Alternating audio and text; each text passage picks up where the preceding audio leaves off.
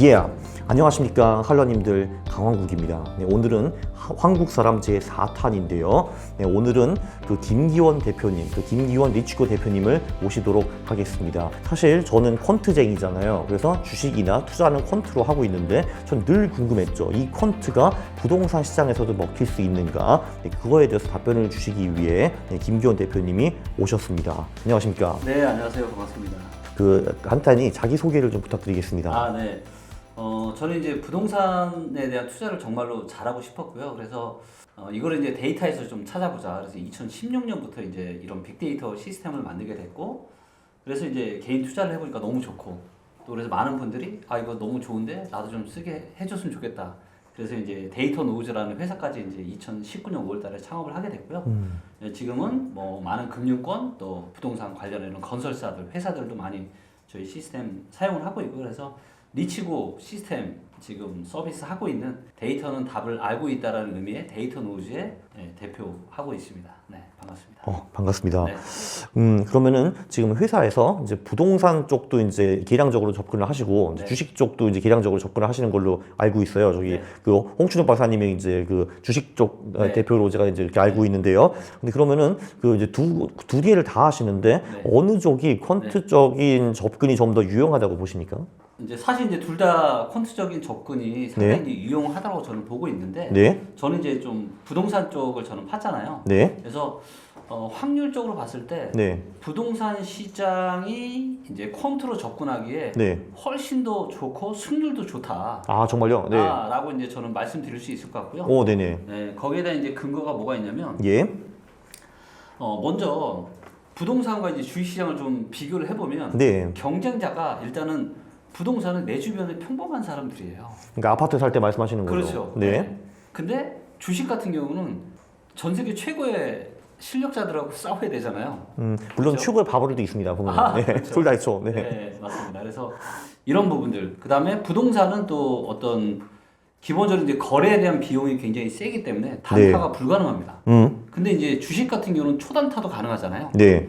그리고 부동산은 공급이 또 비탄력적이에요. 여기서 비탄력적이라는 거는 네. 뭐 한 2, 3년 정도는 어떤 공급이 어디 올지 이미 다 정해져 있다라는 그렇죠. 말씀이시죠? 네. 네. 그 사이에 바꿀 수가 없는 거죠. 그렇죠. 네, 네. 그래서 이미 어떻게 이제 부동산을 이제 빅데이터로 투자하는 거는 이제 어떤 느낌이 드냐면, 내가 이런 비탄력적인 부분들 때문에 내가 고스톱을 치는데 네. 상대방 패를 내가 다 까서 보면서 내가 고스톱 치는 느낌이랑 너무 비슷하다. 정말 신기하네요. 그러면 네. 질 수가 없는 거네요. 질 수 없죠. 그러니까 질 수는 있지만 네. 질 가능성이 매우 낮은 거죠. 아, 그렇죠. 네. 네. 다 보이니까요. 네. 그렇죠. 근데 다 보이는데 내 패는 별로 안 좋고 상대방 패가 좋으면 어쩔 수 없이 질 수밖에 없지만, 확률적으로는 계속 게임을 하다 보면 이길 가능성이 아주 많죠. 아, 그렇죠. 네. 네. 네. 그 다음에 또 이유가 뭐냐면, 이제 부동산은 거래에 대한 좀 장벽이 있는 거죠. 그러니까 우리가 사회생활을 하고 뭐 부동산 투자도 있고 주식 투자도 있지만, 네. 사실 주식 투자는 접근하기가 너무 쉽잖아요. 그냥 온라인으로 오픈해서 바로 그냥 거래를 할 수가 있는데. 10만 원만 있으면 되죠. 그렇죠. 근데 부동산은 최소한 이제 어떤 거래 금액 단위도 있고, 네. 내가 이런 거래를 해보지 못하면 두려움이 있어요. 어떤 부동산을 사는 거에 대한 이런 그런 기본적인 진입 장벽들이 좀 있거든요. 네. 저도 있습니다. 그런 두려움이. 네. 네. 크니까요, 일단 단위가. 맞아요. 네. 근데 사실 알고 보면 아무것도 아닌데, 네. 이거는 이제 경험을 안 해봤기 때문에 또 이런 부분들이 있고, 네. 또 그 다음이 또 뭐가 있냐면, 부동산은 통제와 영향력을 발휘를 할 수가 있어요. 네. 자, 무슨 얘기냐면, 이걸 이제 실제 사례를 제가 말씀드리면, 네. 제가 이제 2019년에 이제 지방 아파트에 투자를 할 때, 예. 제가 이제 전세를 조금 더 놓기 위해서 네. 그 집에 세탁기, 그 다음에 냉장고, 에어컨을 제가 돈을 한 200만 원 가까이 들여서 제가 세팅을 했어요. 네. 자, 그렇게 하니까 전세 금액도 다른 비슷한 아파트보다 더 많이 높게 받았거든요. 네. 그러니까 무슨 얘기냐면, 내가 뭔가 행위를 함으로써 거기에 대한 가치를 바꿀 수가 있다는 거죠. 네. 즉, 통제와 영향력을 내가 발휘를 해서 거기에 대한 가치를 바꿀 수 있는 영역들이 부동산 시장에 있다. 그러니까 뭐 이런 분들도 계시더라고요. 뭐 상자 같은 거를 사가지고, 맞아요. 그러니까 통으로 빌려주는 경우도 있지만, 뭐 네. 그거를 쪼개가지고 뭐 스터디 카페 같은 거 만들어가지고 그런 경우도 있는 것 같더라고요. 네. 그렇죠. 그런데 주식 시장은 이게 상당히 불가능합니다. 예를 들면 내가 삼성전자 주식을 샀어요. 그래서 내가 삼성전자 TV, 삼성전자 냉장고, 삼성전자 핸드폰 다 샀어요. 그리고 그래 맞죠 뭐. 네. 네, 주변에도 야 무조건 삼성 써라. 이렇게 한들 삼성전자 주가에 제가 통제력과 영향력이 있을까요, 없을까요? 뭐 0.0001% 정도 있겠죠. 네, 그렇죠. 네. 거의 내가 뭔가 행위를 통해서 바꿀 수 있는 게 없거든요. 네. 근데 부동산은 이럴 수 있는 여지가 많다. 그렇죠. 네. 그 다음에 또 어떤 차이가 있냐면 부동산은 심리적 변동성이 작아요. 예를 들면 뭐 최근에 뭐 이제 우크라이나 러시아가 쳐들어갔잖아요. 네.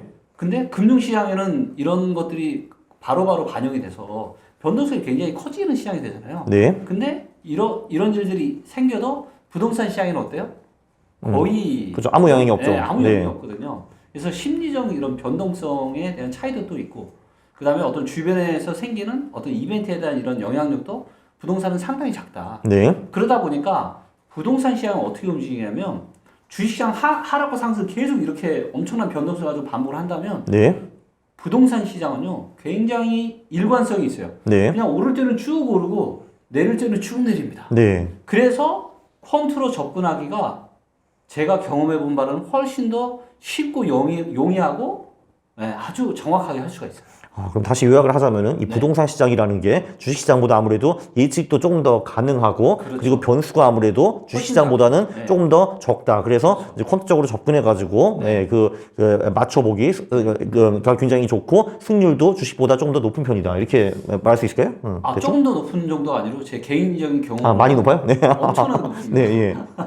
그건 정말 엄청난 것 같습니다. 저도 솔깃하네요. 저도 이제 자산 배분을 하기 위해서 저도 부동산 시장에서 몇 년 동안 떠나 있었는데 두리번 지금 하고 있었거든요.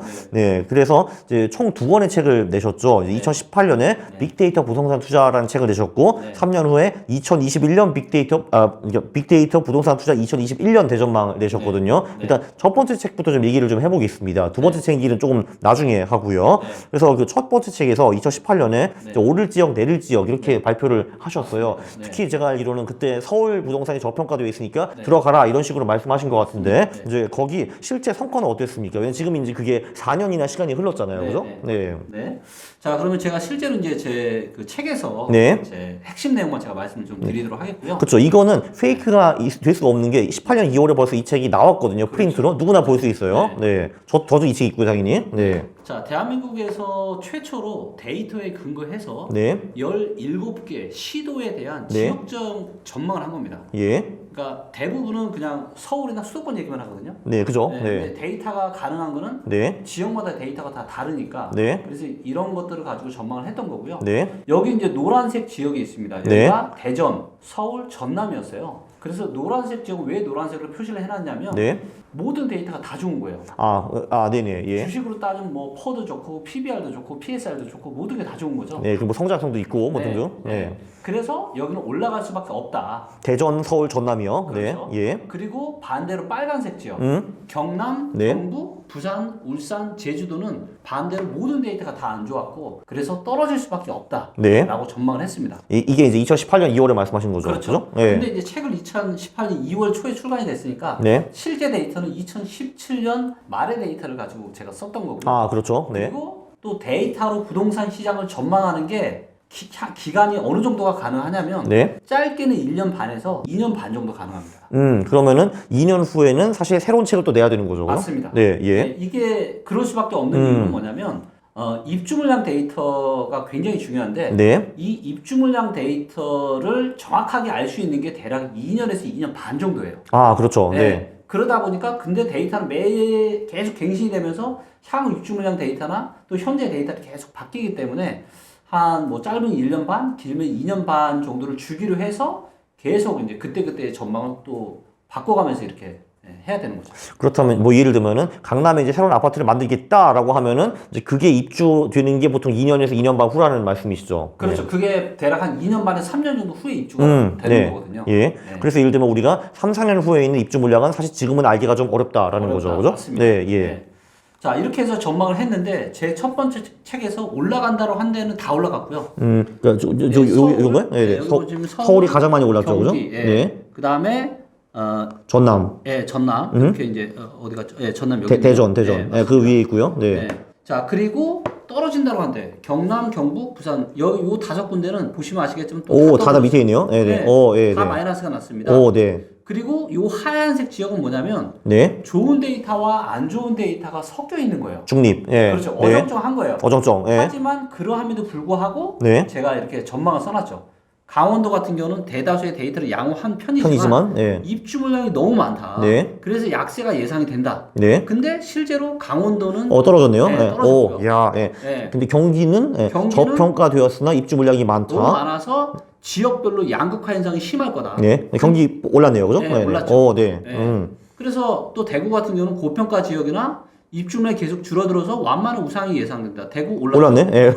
네네. 예. 그러니까 거의 다 이게 다 지역별 전망이 다 맞았던 거죠. 아, 네네. 네. 그 충북은 고평가이고 뭐 네. 이제 물량이 해가지고 약세 예상이다라고 약세 하셨는데, 예상. 네. 근데 왜 여기는 근데 하얀색으로 하셨나요? 뭐 보면 안 좋아 보이는데? 네. 근데 좋은 데이터도 있었던 있었군요. 게 네네네. 있었거든요. 근데 얘는 망했군요, 근데 네, 중북은 근데 그죠? 충북도 이때 떨어졌죠. 아, 네네. 네. 예. 자, 그쵸. 거의 다 맞았네요, 그죠? 거의 다 맞았죠. 네. 네. 이야. 그래서 사실 기존의 부동산 전문가들이 하실 수 없는 네. 이런 영역들을 했던 거고, 또 모든 투자의 기본은 저는 그렇게 생각해요. 저평가됐을 때 쌀 때 사고 그쵸. 비쌀 때는 뭐 팔지는 못하더라도 네. 사지는 말아야죠. 예. 그렇죠? 네. 이게 모든 투자의 기본인데 네. 제가 이제 이 부동산 시장을 제가 데이터로 접근하게 된 가장 큰 이유 동기 중에 하나가 뭐였냐면 네. 그 어떤 누구도 부동산 시장이 저평가인지 고평가인지는 아무도 이야기하지 않는 거예요. 아, 네. 그냥 우량주 얘기만 하는군요. 그러니까 예를 들면 뭐 강남 역세권, 학군이 그렇죠. 좋은데 빵 맞아요. 사면은 그게 좋다. 네. 이런 거죠. 그죠? 네. 네. 네. 실제로 가격 데이터를 보면 입지 좋은데도 떨어질 때는 떨어지거든요. 그쵸. 제가 알기로는 한 2006년부터 13년까지 네. 강남 부동산도 무지하게 많이 떨어졌죠. 그죠? 맞습니다. 네. 네. 그리고 뭐 예를 들면 이제 뭐 인구와 일자리가 줄어들면 지방 투자는 하지 말라고 하는데 네, 올라요. 실제 데이터를 보면 네. 지방이 굉장히 더 많이 오르고 그리고 여기는 세금적으로 규제를 하지 않다 보니까 그렇죠. 실제 수익률이 더 좋은 거예요. 그리고 거기다가 예를 들면 또 전세를 준다고 하면은 네. 거기서 더 오르는 거잖아요. 이게. 맞아요. 전세율이 80%라 이러면은. 그렇죠. 네. 그래서 그러면 부동산 시장을 어떻게 하면 내가 이런 것들을 저평가인지 고평가인지를 알 수 있을까? 네. 많은 고민들을 했고 네. 거기에 대한 노하우를 계속 연구를 하면서 네. 이런 첫 번째 책을 제가 네. 펼치게 됐던 거죠. 그리고 이제 3년 후에 이제 네. 또 내신 거죠. 이제. 맞습니다. 네. 똑같은 포맷으로. 네. 네. 그러면 이제 가치 지표를 말씀하셨어요. 한마디로 그 부동산이 저평가되는 고평가되었나 측정할 수 있는 지표들이 있는데 네. 책에 보면은 네. 전세가 매매가 비율, 또 뭐 소득 대비 저평가 비율, 네. 물가 대비 저평가 비율, 뭐 네. 주택 구매력 비율 이런 게 나오더라고요. 네. 예, 그러면은 이 지표들을 볼 때 네. 중요한 포인트가 뭔가요? 예를 들면 저 같은 경우도 전세가 매매가 비율을 제가 얼핏 본 게 있거든요. 이게 소위 말하면 갭이잖아요, 사실 그죠? 예. 그렇죠. 그러니까 저도 이제 분석을 해보니까 이 갭 투자가 이제 보통 아파트보다는 수익이 더 높다 이런 식으로 제가 계산을 해본 적이 있었어요. 네. 예. 그러니까 여기서는 뭘 보는 게 좋은가요? 전세가 매매가 비율 요거는? 자 이제 네. 자, 이 중에서 가장 중요한 데이터는 없습니다. 아 없어요. 네네. 자, 아, 이게 다 중요한 거예요? 왜냐면 네, 네. 반대로 이제 주식 투자를 우리가 한다라고 보면 우리 황금님도 네. 주식 투자 이 퀀트 전략 짤 때 네. 뭐 예를 들면 PBR만 가지고 평가하지도 않고 네. PSR만 가지고 평가하지 않잖아요. 네. 그렇죠? 여러 가지 어떤 퀀트적인 데이터들을 가지고 네. 조합을 해서 네. 결론을 끌어내는 거잖아요. 네. 부동산도 똑같습니다. 네. 네. 부동산도 PBR, PSR 뭐 퍼처럼 네. 이런 여러 가지 데이터를 같이 봐야 돼요. 네. 예. 그래야 훨씬 더 정확한 의사결정을 할 수가 있는 거죠. 그쵸. 네. 자, 그렇다면 부동산의 본질적인 가치는 뭐냐? 네. 네. 그런 고민을 제가 하게 된 거고 예. 그런 고민을 통해서 대략적으로 제가 직접 만든 데이터가 3가지가 있고 네.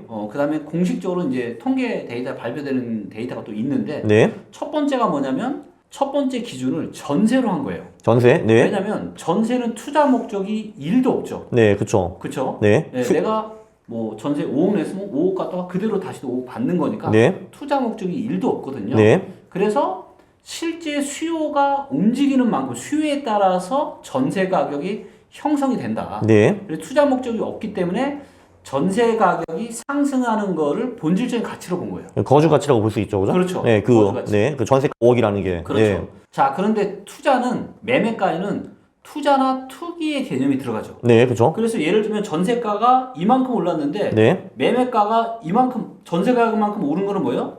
본질적인 가치로 본 거예요. 그렇죠. 네. 근데 전세가는 이만큼 올랐는데 매매가는 이만큼 올랐다. 네. 그만큼 투기 수요가 더 붙어서 네. 오버슈팅 한 거라고 보는 거고 예. 반대로 전세가 이만큼 올랐는데 매매가가 이만큼밖에 안 올랐다. 네. 그럼 이 갭만큼 실제 사용 가치인 전세 대비해서 매매가가 저평가됐다라고 본 거죠. 예, 네. 이런 원리를 가지고 이 전세 대비 저평가 인덱스를 만들어 봤는데 지역마다 너무 정확한 거예요. 일단 그럼 전세가는 이제 사실 거의 늘 옳다라고 보시는 거네요. 그죠? 그렇죠. 한마디로. 예. 네. 왜냐면 이제 5억엔 전세라는 거는 거기 들어가는 사람이 그 5억에 대한 기회비용을 포기하고도 여기서 살고자 하는 그렇죠. 거잖아요. 그죠? 맞습니다. 네, 요 아파트에서. 그렇죠. 네. 철저하게 이제 수요와 공급에 따라서 네. 움직이는 게 전세 가격이라는 개념으로 따져서 네. 그런 계산을 해봤는데 예. 지역마다 저평가지 고평가지를 알아맞추는데 너무 도움이 많이 되는 거죠. 그럼 예를 들면 최근 2년 동안에 네. 전세값이 뭐 20% 올랐다. 네. 근데 이제 매매값은 10%밖에 안 올랐다 하면 그렇죠. 여기 땡 이거 좋은 자리 맞아요. 이런 거군요. 그렇죠. 네. 그리고 예. 이게 좋은 게 다른 저평가 인덱스와는 달리 네. 매매에서 저평가 인덱스가 좋은 이유는 뭐냐면 서로 다른 지역들 뭐 서울, 부산, 네. 그다음에 충남. 네. 아파트끼리도 서로 비교를 해볼 수가 있어요. 아, 네. 예. 그래서 서로 다른 지역과 아파트들을 가지고 비교해 볼 수 있는 장점이 또 있죠. 네. 그래서 우리가 A 지역이 있고 B 지역이 있고 A 아파트가 B 아파트가 있으면 내가 둘 중에 어떤 아파트가 좀 더 저평가인지를 파악을 하는데 너무 도움이 되는 거죠. 네. 네, 네. 그러면 그 구간은 어느 정도로 보면 되나요? 구간은 네. 예. 제가 데이터를 가지고 많이 해봤는데 네. 최근 몇 년간이 가장 유효한가요? 네. 4년에서 5년 정도 보는 게 가장 좋아요. 아, 그러니까 이제 한 4, 5년 정도 네. 매매가가 100% 올랐다. 네.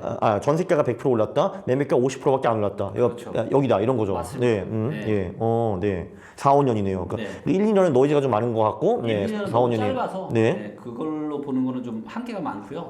네네. 네. 예. 근데 이제 이런 거죠. 우리가 때로는 우리가 풍경을 볼 때 가까이 볼 필요도 있고 우리가 운전을 할 때도 예. 가까이 우리가 앞에 있는 차도 봐야 되지만 전체적인 도로의 큰 상황을 보면서 큰 흐름도 봐야 되잖아요. 네. 그렇기 때문에 꼭 뭐 4년이 맞다 5년이 맞다가 아니라 제가 데이터적으로 많이 분석을 해보니까 중장기적인 포인트를 잡아내는 데 있어서는 4, 네. 5년이 딱 좋고 네. 하지만 때에 따라서 우리가 단기적인 분석을 할 수도 있잖아요. 네. 그럴 경우에는 한 2, 3년 정도 보는 것도 괜찮다. 네, 예. 그러면은 그 지표가 굉장히 중요하다고 말씀을 해주셨고, 네, 그리고 보면은 뭐 소득, 물가, 뭐 이런 것도 이제 반영을 하신 것 같은데, 그렇죠. 그거 중요한가요? 어때요? 자, 예. PIR, 그러니까 소득 대비한 이제 이 인덱스는 네, 프라이스 인컴 레이시오라고 해서 네. 글로벌하게 부동산 시장을 저평가 고평가를 파악하는 데 쓰이는 지표예요. 그렇죠. 한국이 전반적으로 그게 좀 높은 편이잖아요. 그죠? 딴 그렇죠. 나라 대비해서. 네, 네. 그래서 이거를 이제 봤는데 이거가 데이터가 지역별로 없는 거예요. 그냥 뭉뚱그려서 전국. 그렇죠. 서울, 네. 이거밖에 없어요. 네. 공식적인 데이터가. 뭐 서산, 안동 이런 데 없잖아요. 그죠? 없죠. 만들어내셨나요? 만들어냈죠. 정말요? 네. 이게 가능하군요. 네. 그리고 예. 이걸 아파트별로도 다 만들었습니다. 진짜요? 네, 네. 네. 아파트별로 어떻게 만들어요? 아파트별로도 충분히 만들 수 있어요. 네. 왜냐하면 소득 네. 데이터가 있고 아파트의 가격 데이터가 있기 때문에. 네. 네, 그렇죠. 그럼 이제 안동 시민 해가지고 이제 네. 안동 A 아파트, B 아파트 이렇게 그렇죠. 하신 거군요. 네, 네. 네. 그래서 이제 소득 대비한 저평가 인덱스. 그래서 네. 우리가 아파트를 살 때 우리 황구님도 예를 들면 아파트를 사는데 지금 소득의 흐름을 감안할 수밖에 없죠. 그렇죠. 네. 왜냐면 내가 대출 껴서 사면 이자도 내야 되고 하니까 네. 내가 한 달에 벌어들인 소득이 얼마인데 내가 현재 금리 대비해서 내가 한 달에 이자 비용을 내가 얼마를 낼 거고 앞으로 금리가 올라가게 되면 이자 비용이 좀 더 늘어나니까 그런 부분을 감안해서 네. 할 수밖에 없기 때문에 네. 소득 대비한 이 저평가 인덱스를 만들어 봤는데 얘도 너무 좋은 거예요. 네. 네. 예. 네. 그래서 두 번째 유레카를 제가 발견하고 너무 기뻤죠. 그래서 이 PIR가 이제 네. 낮은 아파트가 전반적으로 좋은 아파트다 이거네요. 그렇죠. 예. 그것도 그 그러니까 지역마다 다 분리할 수 있나. 예를 들면 지금 뭐 서울이 네. PIR가 15고 네. 뭐 구미가 맞습니다. 8이면은 네. 구미가 좋다. 이런 식으로 할 수 있는 거예요? 근데 네. 그거는 좀 달라요. 네. 왜냐하면 지역마다 소득 수준도 다르고 네. 그렇기 때문에 당연히 아파트의 가격 수준이 다르잖아요. 네, 그렇죠. 네. 그렇기 때문에 이 전세 대비한 저평가 인덱스는 서로 다른 지역을 비교 분석해서 어디가 더 저평가 고평가인지를 파악을 할 수가 있는데 네. 소득 대비한 저평가 인덱스는 그렇게 보면 안 돼요. 네. 네, 당연히 지방의 아파트가 소득 대비해서 훨씬 저평가죠. 네. 네, 그렇기 때문에 소득 대비한 저평가 인덱스는 그 지역의 시계열 차트를 보면서 그 지역의 기준으로 고평가지 저평가지를 판단하는데 활용하시면 돼요. 네네. 다른 지역이랑 비교하면 안 그렇죠. 돼요. 서울과 대구를 비교할 수는 없고요. 그렇죠. 네네. 그 지역만 지금 현재 상태가 소득 대비해서 고평가 국면인지 저평가 국면인지만 파악하는 데 도움이 되는 데이터. 네. 그다음에 또 물가 대비 저평가 비율이 있네요, 또 이거. 네. 네. 그리고 이제 세 번째, 그러니까 제가 좀 네. 투자자로 따지면 제가 좀 쫄보 투자자예요. 네. 그러니까 좀 소심한 투자자이거든요. 아, 저도 그래요. 네. 예. 그래서 사실 좀 호르몬이 왕성하던 젊은 네. 시절에는 네. 공격적 투자도 좀 해봤는데 어떤 거요? 공격적인 투자도 공격적 좀 투자. 해봤는데 네. 예. 쉽지가 않더라고요. 제가 예. 생각하는 성공이라는 거는 네. 지속적으로 반복 가능해야 되거든요. 아, 그렇죠. 네. 그러니까 예를 들면 그게 주식 투자든 부동산 투자든 내가 뭔가 투자를 이번에 해서 네. 성공을 시켰다. 네. 그러면 이 로직대로 다음번 투자도 성공시킬 수 있어야 돼요. 네. 그게 제가 생각하는 성공이거든요. 그렇죠. 네. 근데 이거를 하기가 너무 힘들더라고요. 네. 그래서 이제 제가 이런 데이터로 빠지게 됐고 네. 데이터에 근거해서 하다 보니까 이게 지속적으로 충분히 이거를 반복 가능하게 만들 수가 있구나라는 걸 제가 알게 됐고 네. 그래서 이제 제가 좀 소심하다 보니까 제가 전세 대비도 만들고 소득 대비도 만들었는데 네. 이것만 가지고는 안심이 안 되는 거예요. 아, 네. 그래서 또 만드셨군요. 또 네. 만들었죠. 그래서 부동산의 본질적 가치를 뭘로 내가 판단할 수 있을까? 네. 그랬더니 또 물가가 있는 거예요. 아, 예. 네, 예를 들면 우리가 그런 얘기 많이 하잖아. 물가는 이만큼 올랐는데 아직 물가 오른 거 대비해서 아파트 가격이 덜 올랐다. 네. 그래서 올라갈 수 있는 여지가 있다. 네. 이런 얘기를 또 하잖아요. 그렇죠. 네. 그래서 제가 궁금한 거예요. 네. 그래? 그럼 뭐 물가 데이터 중에 과연 어떤 데이터가 이런 것들을 판단하는 정확한 데이터. 그래서 물가 데이터 사실 굉장히 많은 세부적으로 여러 가지 데이터들이 있는데 네. 이 아파트가 저평가인지 고평가인지를 알아맞추는데 너무 좋은 물가 데이터가 있는 거예요. 아, 그래요? 그게 뭔가요? 그게 바로 우리가 보통 장바구니 물가라고 하는 네. CPI 아닌가요? 식음료 데이터. 아, 식음료 데이터? 네, 그러니까 우리가 보통 이제 장바구니 집에서 이제 가장 많이 물가를 우리가 많이 와닿는 게 네. 장바구니잖아요. 예. 우리가 이제 장 보고 이런 거 식음료. 네. 그래서 결국은 식음료 상승률과 식음료의 이 물가 데이터와 네. 아파트 가격 데이터의 상승률을 서로 비교해 보니까 네. 이 식음료 물가 대비해서 얼마나 고평가인지 저평가인지를 오. 알아맞힐 수가 있었고 그래서 이 데이터를 가지고 물가 대비 저평가 인덱스를 만들었고 얘가 또 상당히 정확하더라고요. 이것도 한 4, 5년 정도로 보시나요? 어떻게? 얘도 마찬가지로 4, 5년 그러니까 그러니까 4, 5년을 보는 거는 전세 대비한 저평가만 4, 5년 보는 거고요. 물가 대비와 소득 대비한 거는 역사적 시계열 데이터를 봅니다. 그래서 네. 얘는 데이터가 나온 게 한 2004년 정도. 2004년. 네. 그래서 그때서부터의 장기 시계열 데이터를 보고 판단을 합니다. 그럼 네. 한 18년 정도 되었는데 그렇죠. 18년 동안에 이제 물가는 뭐 한 3배 올랐다. 근데 그렇죠. 뭐 아파트는 뭐 2배밖에 안 올랐다. 그렇죠. 뭐 이런 식으로 보시는 거군요. 맞아요. 네. 네. 네. 그리고 실제로 이따가 이리치고 화면을 통해서 네. 제가 그런 것들을 다 실제로 좀 구현을 해서 보여드리도록 하겠습니다. 네. 그럼 마지막으로 주택 구매력 지수라는 게 있던데 뭐 하인가? 뭐 그런 게 있더라고요. 네. 이 주택 구매력 지수는 뭐냐면 네. 여기에는 아파트 가격 데이터, 네. 그 다음에 사람들의 소득 데이터, 네. 그 다음에 대출 금리 데이터가 들어가요. 아, 대출 금리. 네. 네. 그러니까 통상적으로 어떤 얘기를 하냐면 금리가 올라가면은 대출 이자 부담이 늘어나니까 네. 부동산 시장이 안 좋아질 거고 대출 금리가 내려가면 이자 부담이 줄어드니까 부동산 시장이 좋아진다. 뭐 대체로 맞지 않나요, 그게? 대체로 맞지만 네. 이거는 맞을 수도 있고 틀릴 수도 있어요. 아, 네. 왜? 네. 이거는 뭐냐면 사람으로 따지면 그냥 성격 데이터 하나만 보고 이 사람의 전체를 판단하는 거랑 똑같은 거거든요. 네. 예. 퍼만 보고 주식 투자하는 거랑 똑같은 거예요. 네, 그렇죠. 네. 근데 이거보다 훨씬 더 정확한 데이터가 뭐냐? 네. 사람들의 소득, 그 다음에 주택의 현재 집값, 거기에 대출 금리. 네. 그래서 이 모든 데이터가 다 들어간 주택 구매력 지수 데이터를 가지고 부동산 시장을 판단하는 게 훨씬 더 정확해요. 네네. 그래서 사람들이 대출 껴서 내가 집을 사는데 대출 이자 대출을 상환한 대출 이자를 내는 부담이 큰지 작은지를 보여주는 데이터고요. 네. 이 데이터가 부동산 시장이 그 지역이 얼마나 고평가인지 저평가인지를 알아맞추는데 너무나도 중요한 데이터입니다. 네. 네. 그럼 이제 이 4개 중요한 데이터가 있군요, 이게. 그렇죠. 네. 그래서 요 4개의 데이터만 보면 네. 그냥 답이 끝나요. 아, 자, 저평가가 아닌가? 네. 그렇죠. 이 부동산 가치지표 4개는 네. 이제 다 어느 정도 똑같이 중요하다 이렇게 볼 수가 있는 거군요. 네. 똑같이 중요하고요. 네. 근데 신기하게도 네. 이 4개의 데이터들이 비슷한 이야기를 해요. 아, 예, 예. 그러니까 예를 들면 특정 데이터가 고평가야. 네. 예를 들면 전세 대비한 데이터가 고평가야. 네. 그러면 소득 대비나 물가 대비나 주택 거의 비슷하게 안 좋아요. 그러니까 네 개가 상관성이 높다는 거군요. 네, 상관성이 매우 높아요. 네. 분명히 서로 다른 데이터잖아요. 네. 어떤 건 소득이고, 예. 어떤 건 전세고, 네. 어떤 거는 물가고. 그런데 분명히 서로 다른 데이터를 가지고 밸류 측정을 했는데 네. 비슷하게 고평가, 비슷하게 저평가를 이야기하고 있다라는 아, 그렇죠. 그러면 사실 그 주식도 비슷하거든요. 퍼가 낮은 기업은 PBR도 대체로 낮고 뭐 이런 거 네. 있는데, 네. 예, 그럼 결론적으로 네 개 중에서 사실 한 개만 봐도 한 7, 80%는 맞겠네요. 맞습니다. 결국은. 네. 그렇죠. 네. 자, 그러면은 여러분, 지금까지 우리가 저평가된 부동산을 볼 때 어떤 지표를 봐야 되는가, 이제 이런 거를 봤고요. 좀 더 자세한 설명이 필요하시면은 여기 이제 빅데이터 부동산 투자 요 두 권의 책을 읽어보시면 될 것 같고요. 다음 편에는 저희가 뭐를 할 거냐 하면은 이제 주식 같은 경우도 저평가된 주식이 좋기는 하지만 그거 말고도 봐야 되는 팩터들이 몇 개가 있잖아요. 부동산도 마찬가지인 것 같습니다. 그런 팩터들이 뭔지 우리가 다음 영상에서 한번 같이 살펴볼 겁니다. 네, 그럼 다음 시간에 다시 뵙죠. 네, 감사합니다.